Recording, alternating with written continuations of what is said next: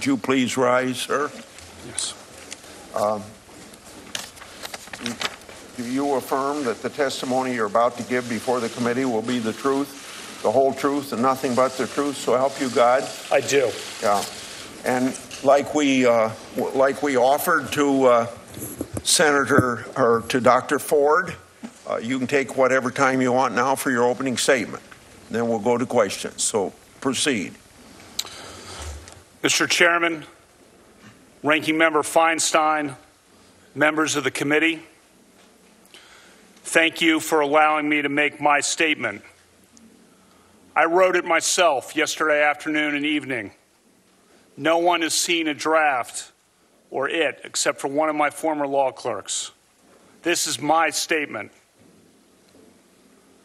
Less than 2 weeks ago, Dr. Ford publicly accused me of committing wrongdoing at an event more than 36 years ago when we were both in high school.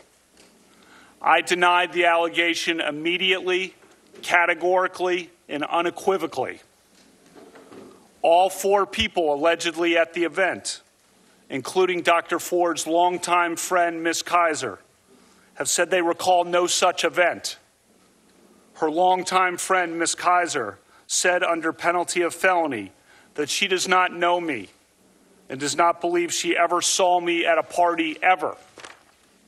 Here is the quote from Ms. Kaiser's attorney's letter. Quote, simply put, Ms. Kaiser does not know Mr. Kavanaugh, and she has no recollection of ever being at a party or gathering where he was present, with or without Dr. Ford. End quote. Think about that fact. The day after the allegation appeared, I told this committee that I wanted a hearing as soon as possible to clear my name. I demanded a hearing for the very next day. Unfortunately, it took the committee 10 days to get to this hearing. In those 10 long days, as was predictable, and as I predicted, my family and my name have been totally and permanently destroyed by vicious and false additional accusations. The 10-day delay has been harmful to me and my family, to the Supreme Court, and to the country. When this allegation first arose, I welcomed any kind of investigation, Senate, FBI, or otherwise. The committee now has conducted a thorough investigation, and I've cooperated fully. I know that any kind of investigation, Senate, FBI, Montgomery County Police, whatever, will clear me. Listen to the people I know. Listen to the people who have known me my whole life. Listen to the people I've grown up with and worked with and played with and coached with and dated and taught and gone to games with and had beers with. And listen to the witnesses who allegedly were at this event 36 years ago. Listen to Ms. Kaiser. She does not know me. I was not at the party described by Dr. Ford. This confirmation process has become a national disgrace. The Constitution gives the Senate an important role in the confirmation process, but you have replaced advice and consent with search and destroy. Since my nomination in July, there's been a frenzy on the left to come up with something, anything, to block my confirmation. Shortly after I was nominated, the Democratic Senate leader said he would, quote, oppose me with everything he's got. A Democratic senator on this committee publicly referred to me as evil. Evil. Think about that word. And said that those who supported me were, quote, complicit in evil. Another Democratic senator on this committee said, quote, Judge Kavanaugh is your worst nightmare. A former head of the Democratic National Committee said, quote, Judge Kavanaugh will threaten the lives of millions of Americans for decades to come. I understand the passions of the moment, but I would say to those senators, your words have meaning. Millions of Americans listened carefully to you. Given comments like those, is it any surprise that people have been willing to do anything, to make any physical threat against my family, to send any violent email to my wife, to make any kind of allegation against me and against my friends, to blow me up and take me down? You sowed the wind. For decades to come, I fear that the whole country will reap the whirlwind. The behavior of several of the Democratic members of this committee at my hearing a few weeks ago was an embarrassment. But at least it was just a good old-fashioned attempt at borking. Those efforts didn't work. When I did at least okay enough at the hearings that it looked like I might actually get confirmed, a new tactic was needed. Some of you were lying in wait and had it ready. This first allegation was held in secret for weeks by a Democratic member of this committee and by staff. It would be needed only if you couldn't take me out on the merits. When it was needed, this allegation was unleashed and publicly deployed over Dr. Ford's wishes. And then, as no doubt was expected, if not planned, came a long series of false last-minute smears designed to scare me and drive me out of the process before any hearing occurred. Crazy stuff. Gangs, illegitimate children, fights on boats in Rhode Island. All nonsense, reported breathlessly and often uncritically by the media. This has destroyed my family and my good name, a good name built up through decades of very hard work and public service at the highest levels of the American government. This whole two-week effort has been a calculated and orchestrated political hit, fueled with apparent pent-up anger about President Trump and the 2016 election, fear that has been unfairly stoked about my judicial record, revenge on behalf of the Clintons, and millions of dollars in money from outside left-wing opposition groups.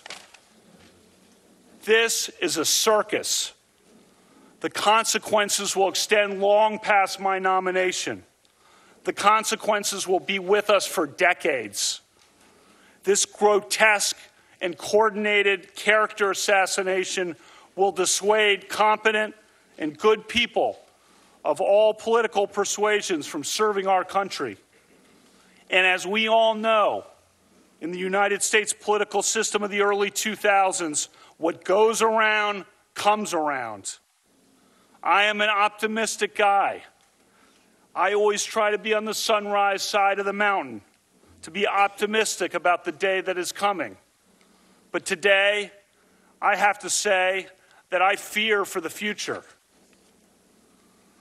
Last time I was here, I told this committee that a federal judge must be independent, not swayed by public or political pressure. I said I was such a judge, and I am. I will not be intimidated into withdrawing from this process. You've tried hard. You've given it your all. No one can question your effort. But your coordinated and well-funded effort to destroy my good name and destroy my family will not drive me out. The vile threats of violence against my family will not drive me out. You may defeat me in the final vote, but you'll never get me to quit. Never.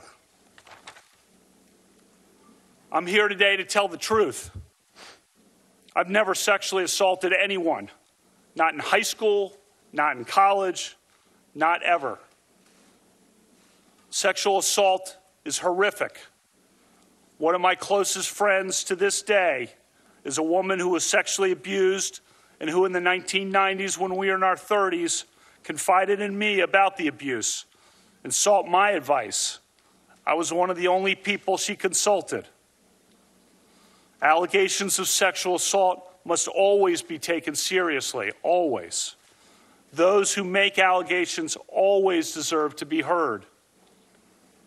At the same time, the person who is the subject of the allegations also deserves to be heard. Due process is a foundation of the American rule of law. Due process means listening to both sides.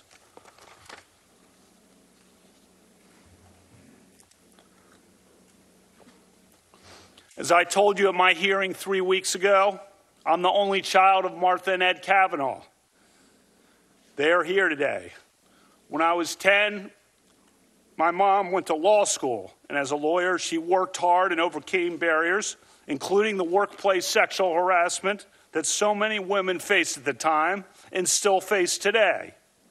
She became a trailblazer, one of Maryland's earliest women prosecutors and trial judges. She and my dad taught me the importance of equality and respect for all people, and she inspired me to be a lawyer and a judge. Last time I was here, I told you that when my mom was a prosecutor and I was in high school, she used to practice her closing arguments at the dining room table on my dad and me.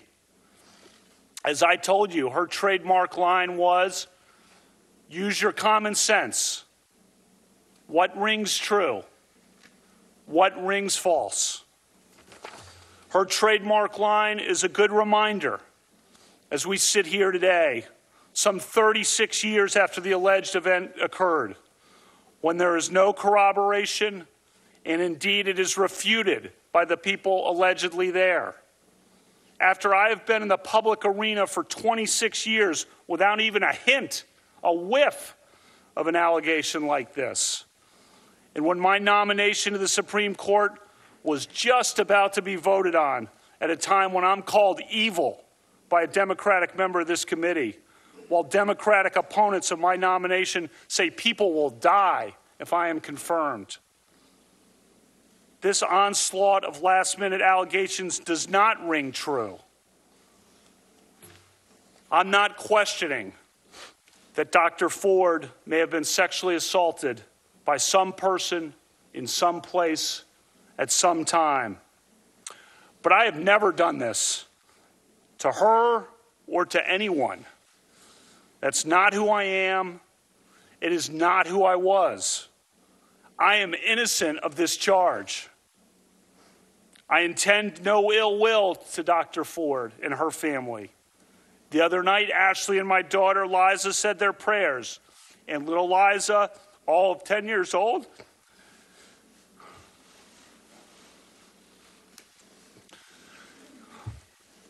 said to Ashley, "We should pray for the woman." It's a lot of wisdom from a 10-year-old. We mean no ill will.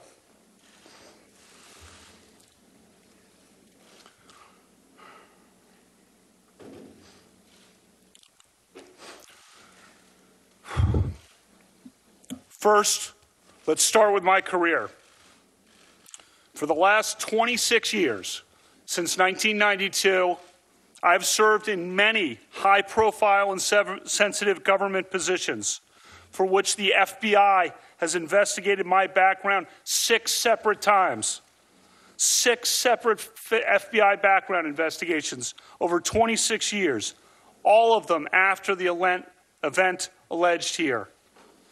I have been in the public arena and under extreme public scrutiny for decades. In 1992, I worked for the Office of Solicitor General in the Department of Justice. In 1993, I clerked on the Supreme Court for Justice Anthony Kennedy. I spent 4 years in the Independent Counsel's Office during the 1990s. That office was the subject of enormous scrutiny from the media and the public. During 1998, the year of the impeachment of President Clinton, our office generally, and I personally, were in the middle of an intense national media and political spotlight. I and other leading members of Ken Starr's office where opposition researched from head to toe, from birth through the present day. Recall the people who were exposed that year of 1998 as having engaged in some sexual wrongdoing or indiscretions in their past. One person on the left even paid $1 million for people to report evidence of sexual wrongdoing, and it worked. He exposed some prominent people. Nothing about me. From 2001 to 2006, I worked for President George W. Bush in the White House. As staff secretary, I was by President Bush's side for 3 years and was entrusted with the nation's most sensitive secrets. I traveled on Air Force One all over the country and the world with President Bush. I went everywhere with him, from Texas to Pakistan, from Alaska to Australia, from Buckingham Palace to the Vatican. 3 years in the West Wing, 5.5 years in the White House. I was then nominated to be a judge on the D.C. Circuit. I was thoroughly vetted by the White House, the FBI, the American Bar Association, and this committee. I sat before this committee for 2 thorough confirmation hearings in 2004 and 2006. For the past 12 years leading up to my nomination for this job, I've served in a very public arena as a federal judge on what is often referred to as the second most important court in the country. I've handled some of the most significant and sensitive cases affecting the lives and liberties of the American people. I have been a good judge. And for this nomination, another FBI background investigation, another American Bar Association investigation, 31 hours of hearings, 65 senator meetings, 1,200 written questions, more than all previous Supreme Court nominees combined. Throughout that entire time, throughout my 53 years and 7 months on this earth until last week, no one ever accused me of any kind of sexual misconduct. No one, ever. A lifetime of public service and a lifetime of high-profile public service at the highest levels of American government, and never a hint of anything of this kind. And that's because nothing of this kind ever happened.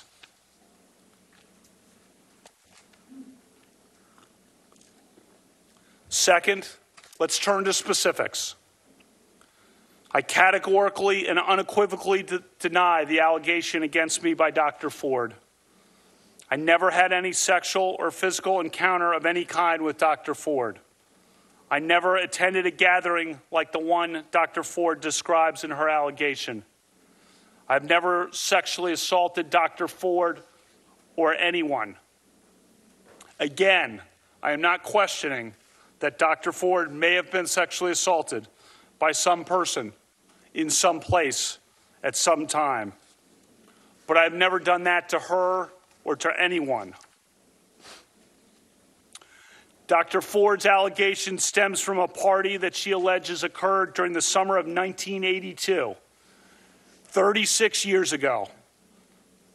I was 17 years old between my junior and senior years of high school at Georgetown Prep, a rigorous all-boys Catholic Jesuit high school in Rockville, Maryland. When my friends and I spent time together at parties on weekends, it was usually with friends from nearby Catholic all-girls high schools, Stone Ridge, Holy Child, Visitation, Immaculata, Holy Cross. Dr. Ford did not attend one of those schools. She attended an independent private school named Holton Arms, and she was a year behind me. She and I did not travel in the same social circles. It is possible that we met at some point at some events, although I do not recall that. To repeat, all of the people identified by Dr. Ford as being present at the party have said they do not remember any such party ever happening. Importantly, her friend, Ms. Kaiser, has not only denied knowledge of the party, Ms. Kaiser said under penalty of felony, she does not know me. does not recall ever being at a party with me ever.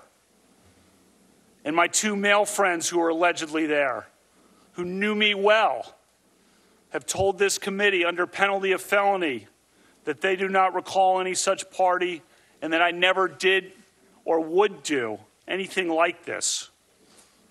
Dr. Ford's allegation is not merely uncorroborated. It is refuted by the very people she says were there, including by a longtime friend of hers. Refuted. Third, Dr. Ford has said that this event occurred at a house near Columbia Country Club, which is at the corner of Connecticut Avenue and East-West Highway in Chevy Chase, Maryland. In her letter to Senator Feinstein, she said that there were 4 other people at the house, but none of those people nor I lived near Columbia Country Club. As of the summer of 1982, Dr. Ford was 15 and could not drive yet, and she did not live near Columbia Country Club. She says confidently that she had 1 beer at the party, but she does not say how she got to the house in question or how she got home or whose house it was. Fourth, I've submitted to this committee detailed calendars recording my activities in the summer of 1982. Why did I keep calendars? My dad started keeping detailed calendars of his life in 1978.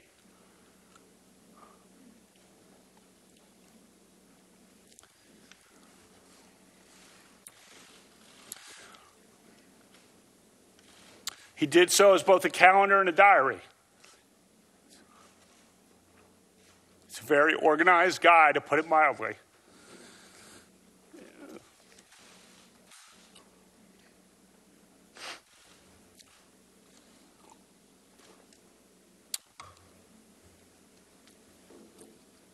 Christmas time, we sit around and he regales us with old stories.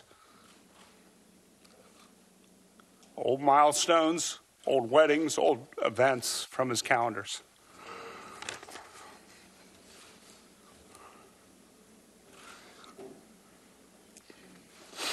In 9th grade,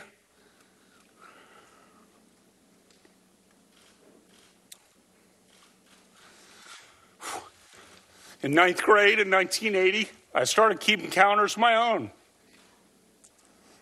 For me also, it's both a calendar and a diary. I've kept such calendars, diaries for the last 38 years. Mine are not as good as my dad's in some years. And when I was a kid, the calendars are about what you would expect from a kid. Some goofy parts, some embarrassing parts. But I did have the summer of 1982 documented pretty well. The event described by Dr. Ford presumably happened on a weekend because I believe everyone worked and had jobs in the summers. And in any event, a drunken early evening event of the kind she describes presumably happened on a weekend. If it was a weekend, my calendars show that I was out of town almost every weekend night before football training camp started in late August. The only weekend nights that I was in D.C. were Friday, June 4, when I was with my dad at a pro golf tournament.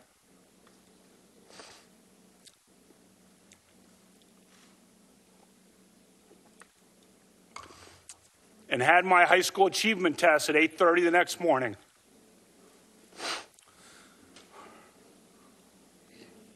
I also was in D.C. on Saturday night, August 7th, but I was at a small gathering at Becky's house in Rockville with Matt, Denise, Lori, and Jenny. Their names are all listed on my calendar. I won't use their last names here. And then on the weekend of August 20 to 22nd, I was staying at the Garretts with Pat and Chris as we did final preparations for football training camp that began on Sunday the 22nd. As the calendars confirm, that weekend before a brutal football training camp schedule was no time for parties. So let me emphasize this point. If the party described by Dr. Ford happened in the summer of 1982 on a weekend night, my calendar shows all but definitively that I was not there. During the weekdays in the summer of 1982, as you can see, I was out of town for 2 weeks of the summer for a trip to the beach with friends and at the legendary 5-star basketball camp in Honesdale, Pennsylvania.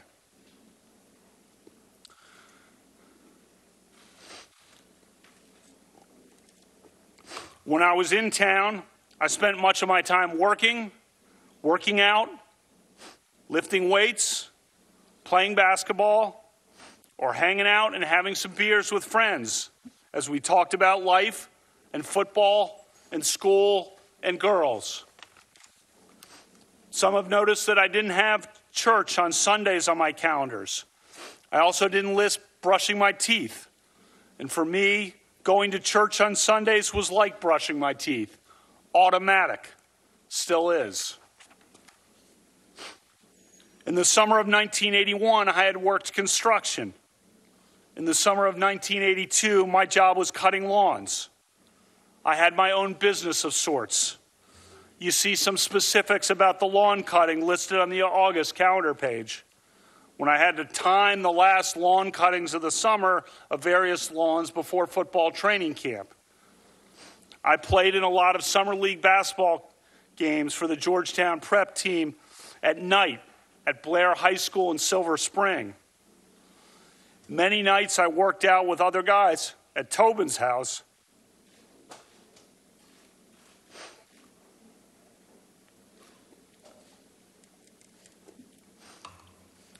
He was the great quarterback on our football team, and his dad ran workouts or lifted weights at Georgetown Prep in preparation for the football season. I attended and watched many sporting events, as is my habit to this day. The calendars show a few weekday gatherings at friends' houses after a workout or just to meet up and have some beers. But none of those gatherings included the group of people that Dr. Ford has identified.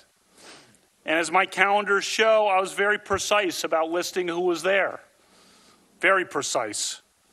And keep in mind, my calendars also were diaries of sorts, forward-looking and backward-looking, just like my dad's. You can see, for example, that I crossed out missed workouts and the canceled doctor's appointments, and that I listed the precise people who had shown up for certain events. The calendars are obviously not dispositive on their own, but they are another piece of evidence in the mix for you to consider.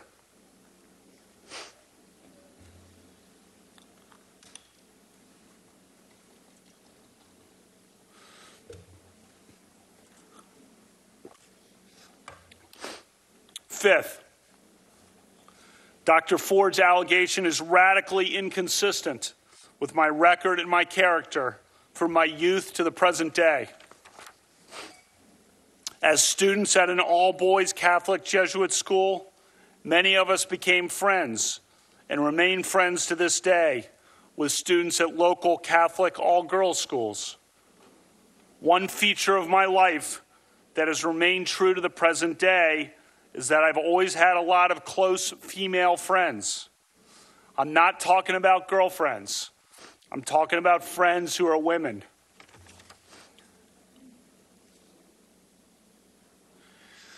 That started in high school. Maybe it was because I'm an only child and had no sisters. But anyway, we had no social media or text or email, and we talked on the phone. I remember talking almost every night, it seemed, to my friends Amy or Julie.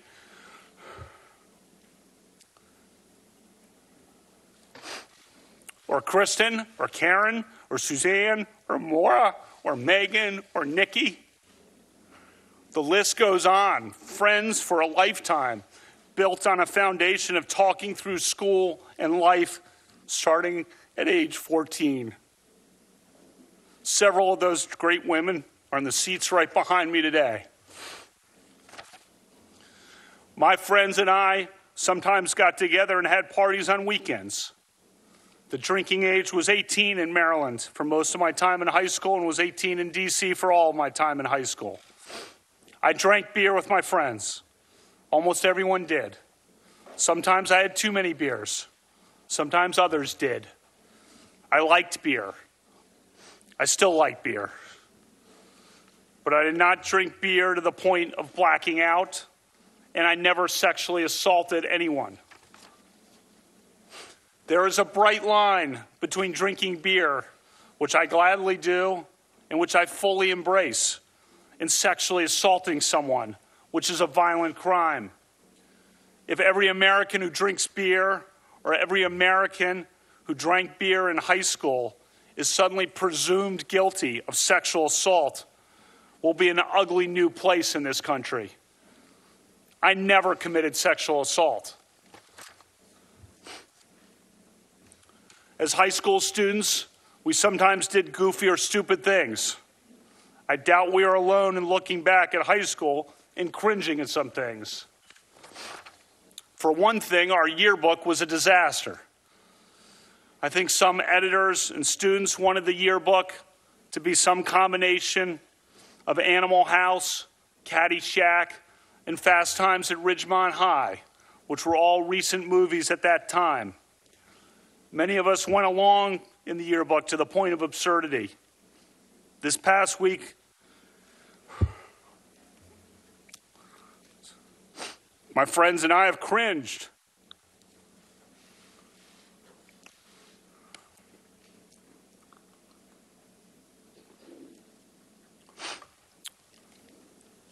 When we read about it and talked to each other.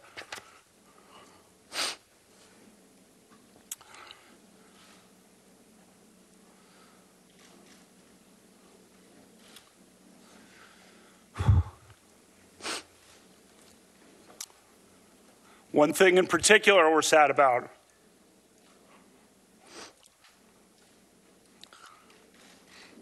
One of our good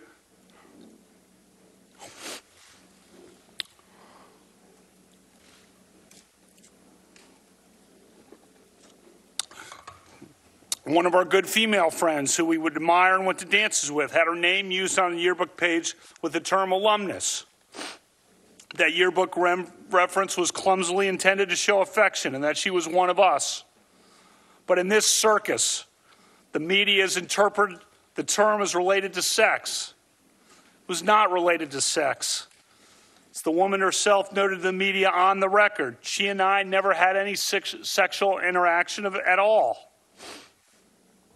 I'm so sorry to her for that yearbook reference.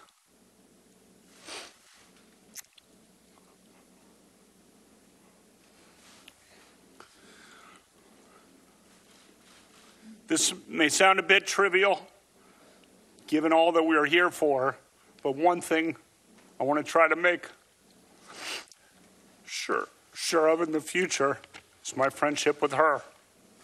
She was and is a great person. As to sex, this is not a topic I ever imagined would come up at a judicial confirmation hearing, but I want to give you a full picture of who I was. I never had sexual intercourse or anything close to it during high school or for many years after that. In some crowds, I was probably a little outwardly shy about my inexperience. Tried to hide that. At the same time, I was also inwardly proud of it. For me and the girls who I was friends with, that lack of major or rampant sexual activity in high school was a matter of faith and respect and caution. The committee has a letter from 65 women who knew me in high school.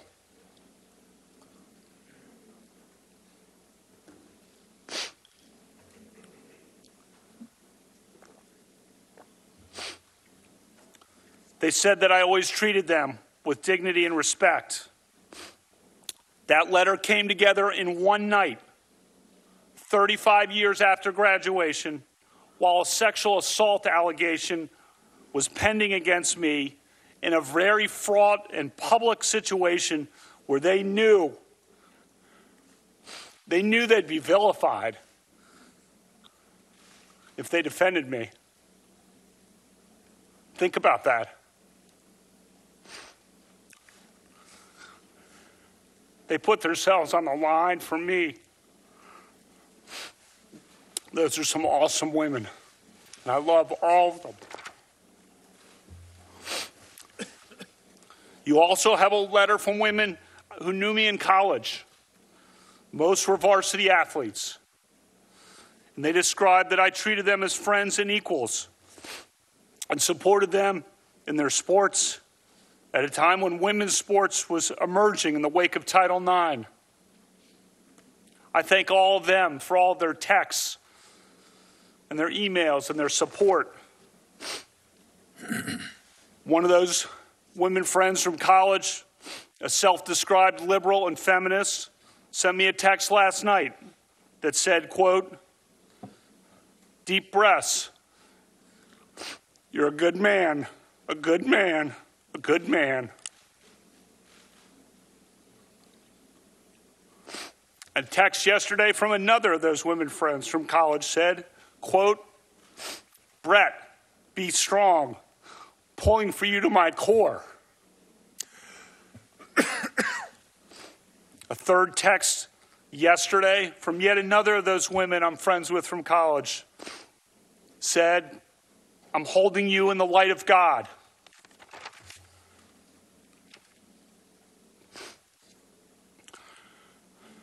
As I said in my opening statement the last time I was with you, cherish your friends, look out for your friends, lift up your friends, love your friends.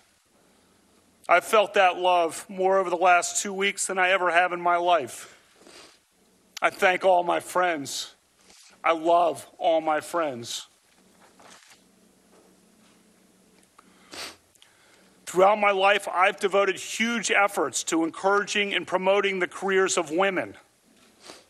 I will put my record up against anyone's, male or female. I am proud of the letter from 84 women who worked with me at the Bush White House from 2001 to 2006 and described me as, quote, "a man of the highest integrity."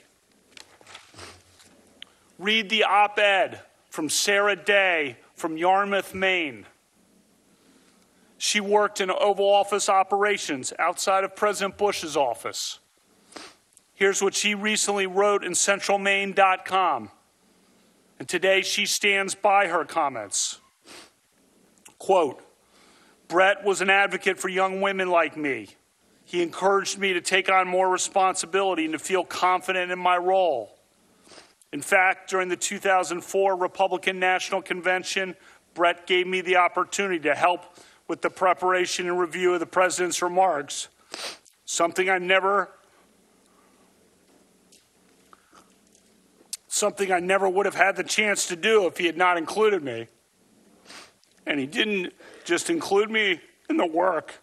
He made sure I was at Madison Square Garden to watch the president's speech instead of back at the hotel watching on TV."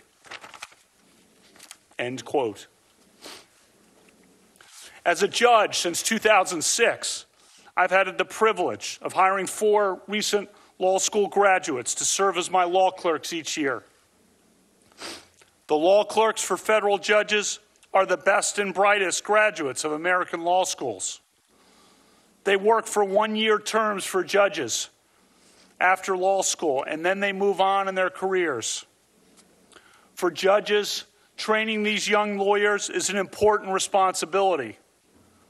The clerks will become the next generation of American lawyers and leaders, judges and senators. Just after I took the bench in 2006, there was a major New York Times story about the low numbers of women law clerks at the Supreme Court and federal appeals courts. I took notice and I took action. A majority of my 48 law clerks over the last 12 years have been women. In a letter to this committee, my women law clerks said I was one of the strongest advocates in the federal judiciary for women lawyers. And they wrote that the legal profession is fairer and more equal because of me. In my time on the bench, no federal judge, not a single one in the country, has sent more women law clerks to clerk on the Supreme Court than I have. Before this allegation arose 2 weeks ago, I was required to start making certain administrative preparations for my possible transfer to the Supreme Court, just in case I was confirmed. As part of that, I had to, in essence, contingently hire a first group of 4 law clerks who could be available to clerk at the Supreme Court for me on a moment's notice. I did so and contingently hired 4 law clerks. All 4 are women. If confirmed, I'll be the first justice in the history of the Supreme Court to have a group of all women law clerks.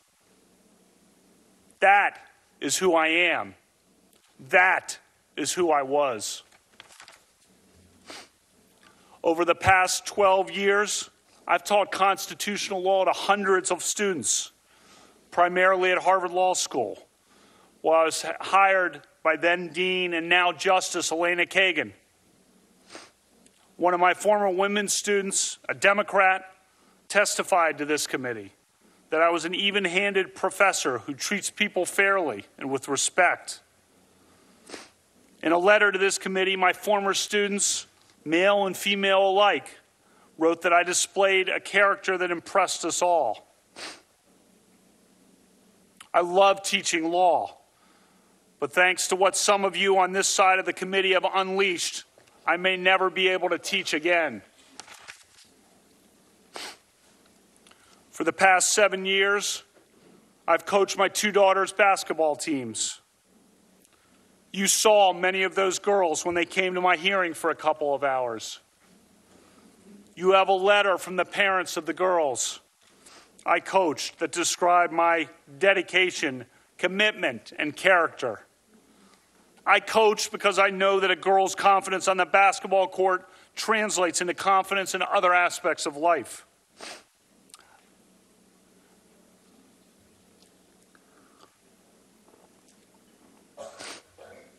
I love coaching more than anything I've ever done in my whole life. But thanks to what some of you on this side of the committee have unleashed, I may never be able to coach again.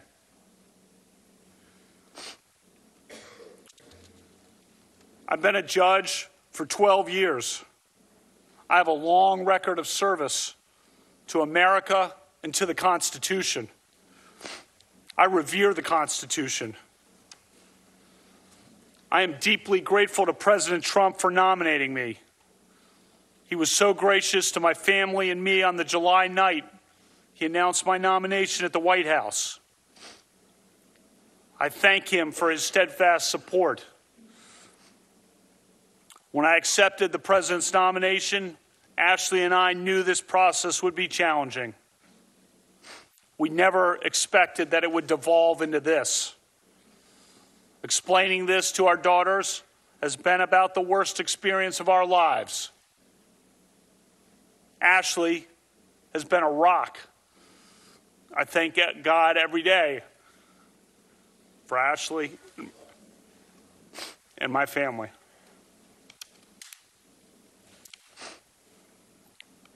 We live in a country devoted to due process and the rule of law. That means taking allegations seriously.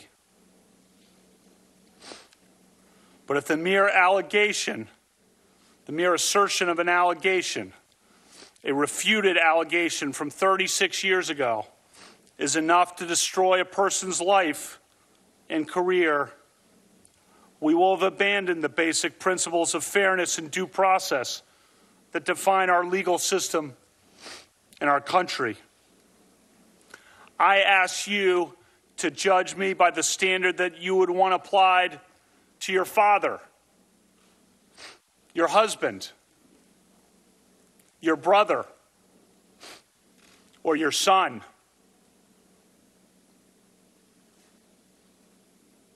My family and I intend no ill will toward Dr. Ford or her family. But I swear today, under oath, before the Senate and the nation, before my family and God, I am innocent of this charge. Thank you, Judge Kavanaugh.